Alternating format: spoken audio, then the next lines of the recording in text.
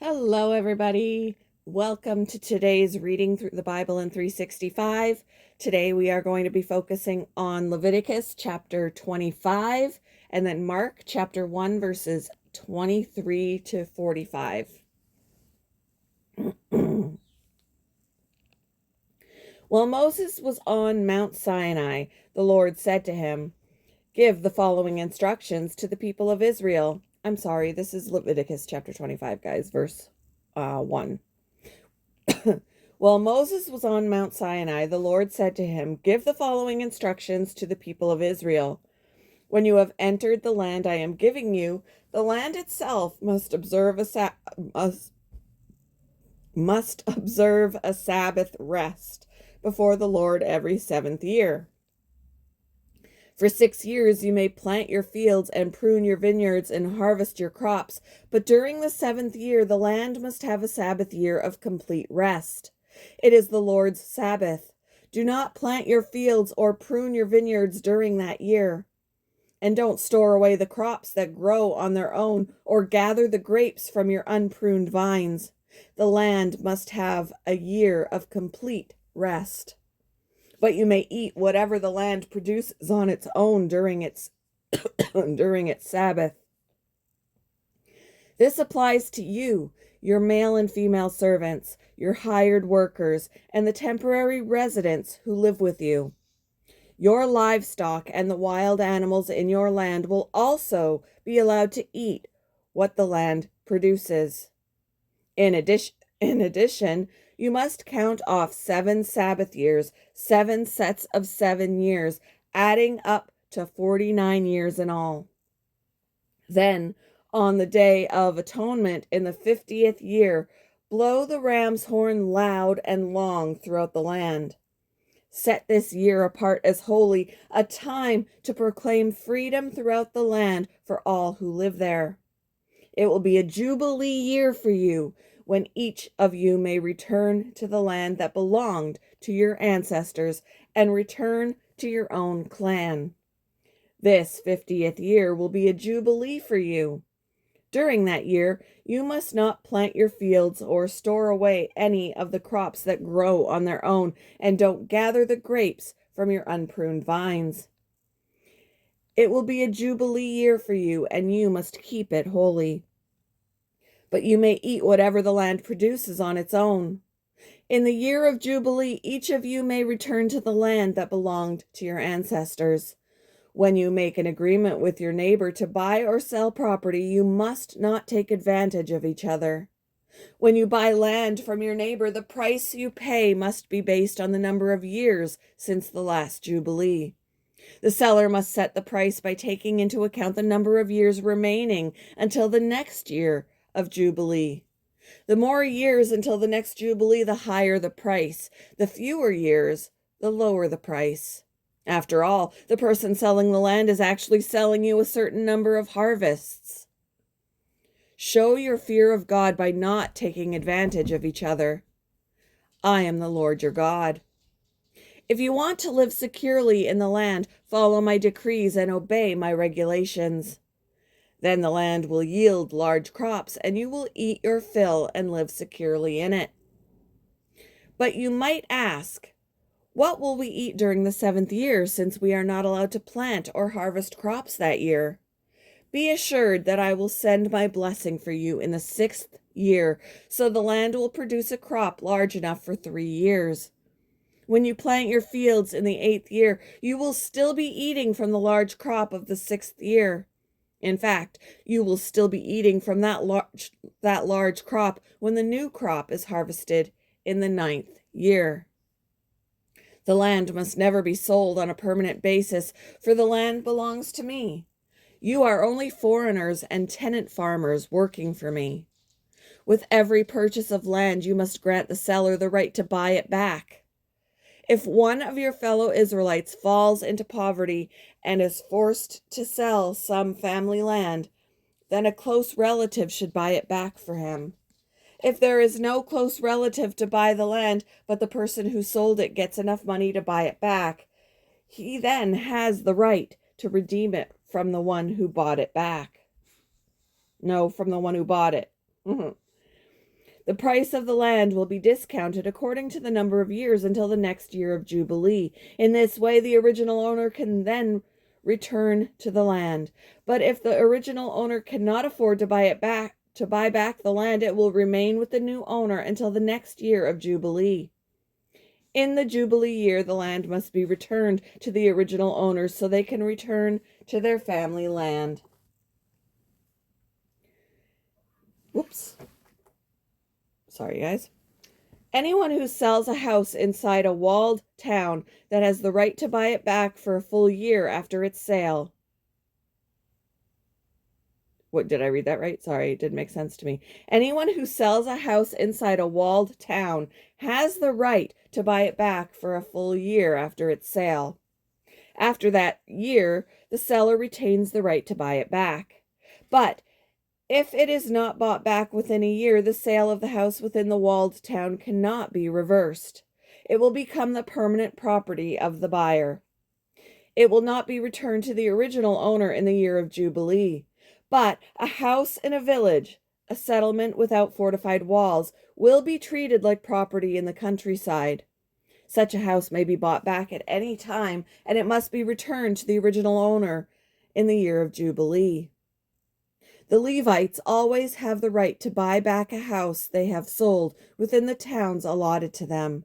And any property that is sold by the Levites, all houses within the Levitical towns, must be returned in the year of Jubilee. After all, the houses in the towns reserved for the Levites are the only property they own in all Israel. The open pasture land around the Levitical towns may never be sold. It is their permanent possession. If one of your fellow Israelites falls into poverty and cannot support himself, support him as you would a foreigner or a temporary resident and allow him to live with you. Do not charge interest or make a profit at his expense. Instead, show your fear of God by letting him live with you as your relative.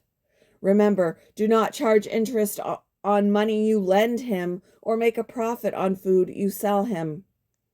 I am the Lord your God, who brought you out of the land of Egypt to give you the land of Canaan and to be your God. If one of your fellow Israelites falls into poverty and is forced to sell himself to you, do not treat him as a slave. Treat him instead as a hired worker or as a temporary resident who lives with you, and he will serve you only until the year of Jubilee. At that time, he and his children will no longer be obligated to you, and they will return to their clans and go back to the land originally allotted to their ancestors. The people of Israel are my servants, whom I brought out of the land of Egypt, so they must never be sold as slaves. Show your fear of God by not treating them harshly. However, you may purchase male and female slaves from among the nations around you. You may also purchase the children of temporary residents who live among you, including those who have been born in your land. You may treat them as your property, passing them on to your children as a permanent inheritance. You may treat them as slaves, but you must never treat your fellow Israelites this way. Suppose a foreigner or temporary resident becomes rich while living among you. If any of your fellow Israelites fall into poverty and are forced to sell themselves to such a foreigner or to a member of his family, they still retain the right to be bought back even after they have been purchased. They may be bought back by a brother, an uncle, or a cousin. In fact, anyone from the extended family may buy them back. They may also redeem themselves if they have prospered. They will negotiate the price of their freedom with the person who bought them. The price will be based on the number of years from the time they were sold until the next year of Jubilee, whatever it would cost to hire a worker for that period of time. If many years still remain until the Jubilee, they will repay the proper proportion of what they received when they sold themselves. If only a few years remain until the year of Jubilee, they will repay a small amount of their redemption. The foreigner must treat them as workers hired on a yearly basis. You must not allow a foreigner to treat any of your fellow Israelites harshly. If any Israelites have not been bought back by the time the year of the Jubilee arrives, they and their children must be set free at that time. For the people of Israel belong to me. They are my servants, whom I brought out of the land of Egypt. I am the Lord your God. Moving on to Mark chapter 1, verses 23 to 45. Suddenly, a man in the synagogue who was possessed by an evil spirit cried out, "Why are you interfering with us, Jesus of Nazareth? Have you come to destroy us? I know who you are, the Holy One of God." But Jesus reprimanded him. "Be quiet. Come out of the man," he ordered. At that, the evil spirit screamed, threw the man into a convulsion, and then came out of him. Amazement gripped the audience, and they began to discuss what had happened. "What sort of new teaching is this?" they asked excitedly. "It has such authority, even evil spirits obey his orders." The news about Jesus spread quickly throughout the entire region of Galilee. After Jesus left the synagogue with James and John, they went to Simon and Andrew's home. Now Simon's mother-in-law was sick in bed with a high fever. They told Jesus about her right away. So he went to her bedside, took her by the hand, and helped her sit up. Then the fever left her, and she prepared a meal for them. That evening, after sunset, many sick and demon-possessed people were brought to Jesus. The whole town gathered at the door to watch, so Jesus healed many people who were sick with various diseases, and he cast out many demons. But because the demons knew who he was, he did not allow them to speak. Before daybreak the next morning, Jesus got up and went out to an isolated place to pray. Later, Simon and the others went out to find him. When they found him, they said, "Everyone is looking for you." But Jesus replied, "We must go on to other towns as well, and I will preach to them too. That is why I came." So he traveled throughout the region of Galilee, preaching in the synagogues and casting out demons. A man with leprosy came and knelt in front of Jesus, begging to be healed. "If you are willing, you can heal me and make me clean," he said.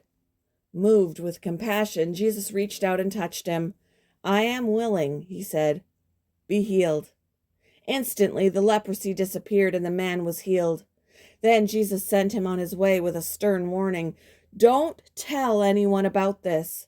Instead, go to the priest and let him examine you. Take along the offering required in the law of Moses for those who have been healed of leprosy.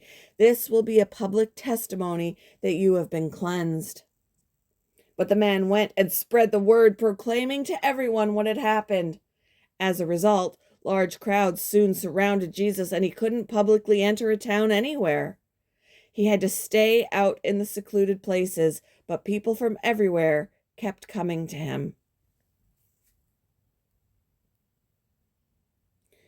Thank you for joining me for today's reading through the Bible in 365. I hope you all have a wonderful Friday, and I will see you in the next one, guys. Bye.